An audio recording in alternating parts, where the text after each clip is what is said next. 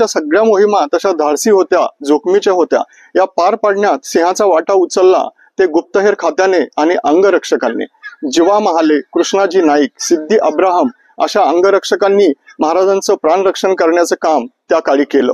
त्या अंगरक्षकांच्या यादीमध्ये आणखी एक नाव येतं, येसाजी दाभाडे यांचं. जिंजीवरून परत येताना महत् प्रयासाने पन्हाळा किल्ल्यावर राजाराम महाराजांना घेऊन जाण्यात खंडेराव दाभाडेंचा मोठा हात होता.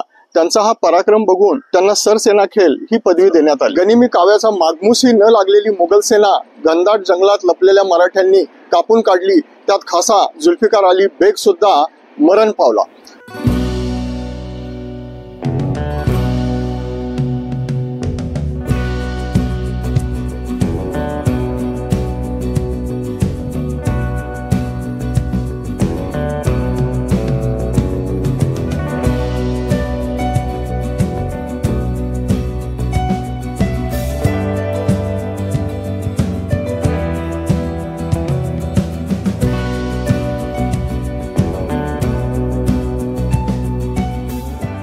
जय शिवराय मंडळी. डॉक्टर प्रसाद ट्रॅव्हलिंग या युट्यूब चॅनलमध्ये तुम्हा सर्वांचं पुन्हा एकदा स्वागत.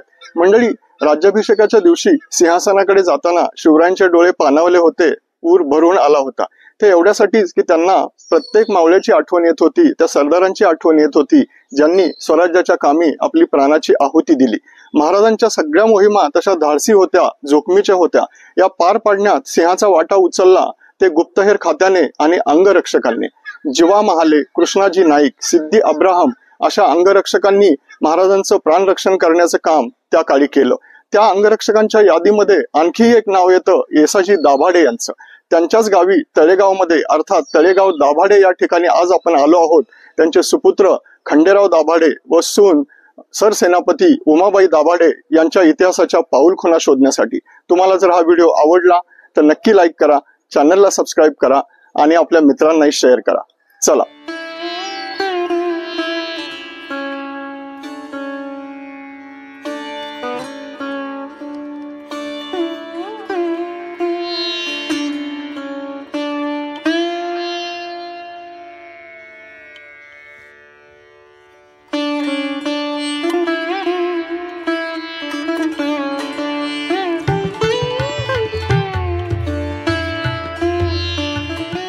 शिवरायांनंतर येसाजी दाभाडे हे रायगडावर संभाजी महाराजांबरोबर होते.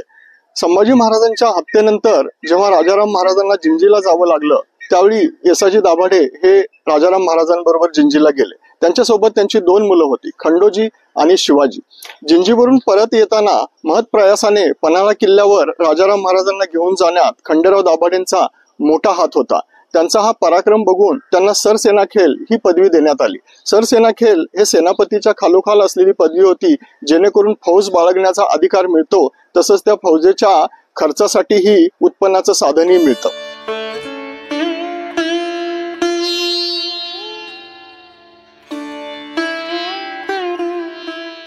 शाहू महाराजांची मुघलांच्या तावडीतून सुटका झाल्यानंतर खंडेराव दाभाडे हे शाहू महाराजांना जाऊन मिळाले. शाहू महाराजांनी त्यांना जबाबदारी दिली बागलान आणि गुजरात या प्रांताची. त्यामुळे बुरानपूर ते सुरत या रस्त्यावरती मराठ्यांनी आपला वचक बसवला. त्यामुळे गुजरातमधील मुघल सेना हवालदिल झाली. हे पाहून दिल्लीवरून तिथल्या त्या तत्कालीन बादशहाने असं फरमान सोडलं की बक्षी जुल्फिकार अली बेग याला मोठ्या सैन्यानिशी त्याने गुजरातवर चालून पाठवलं. खंडेराव दाभाडेंनी इथं युक्ती केली की पळून जाण्याचं नाटक केलं आणि त्या जुल्फिकार अली बेगला हळूहळू बागलान प्रांताकडे खेचलं. गनिमी काव्याचा मागमूसही न लागलेली मुघल सेना घनदाट जंगलात लपलेल्या मराठ्यांनी कापून काढली. त्यात खासा जुल्फिकार अली बेग सुद्धा मरण पावला. हा पराक्रम बघून खंडेराव दाभाडेंना सरसेनापती पद मिळालं. परंतु पुढच्या बऱ्याच लढाया आणि ह्याच्यात त्यांची दगदग झाली आणि 27 सप्टेंबर 1729 रोजी त्यांचा या तळेगाव दाभाडेमध्ये मृत्यू झाला. त्यांची समाधी आपल्याला इथे बनेश्वर मंदिराच्या शेजारी पाहायला मिळते.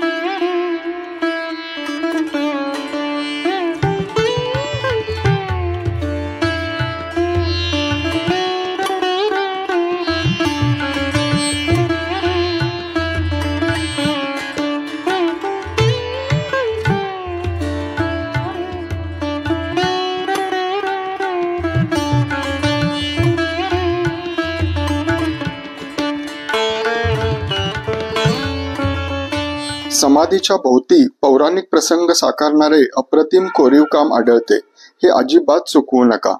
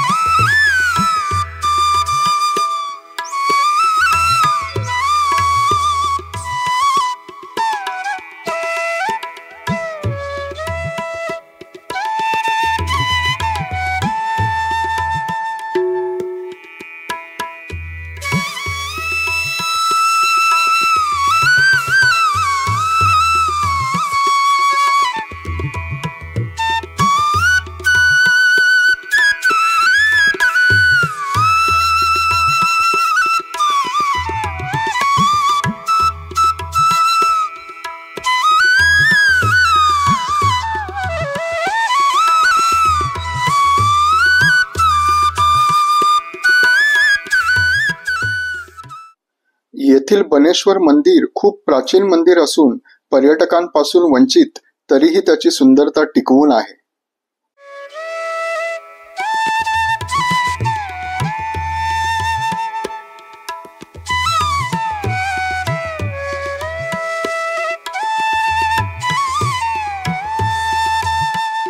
मंदिराशेजारी बांधीव दगडांनी घडवलेली खूप छान पुष्करणी आहे.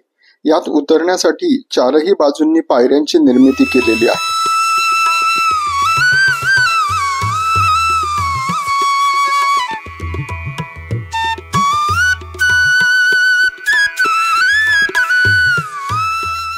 हा व्हिडिओ कसा वाटला ते कमेंट सेक्शन मध्ये नक्की सांगा.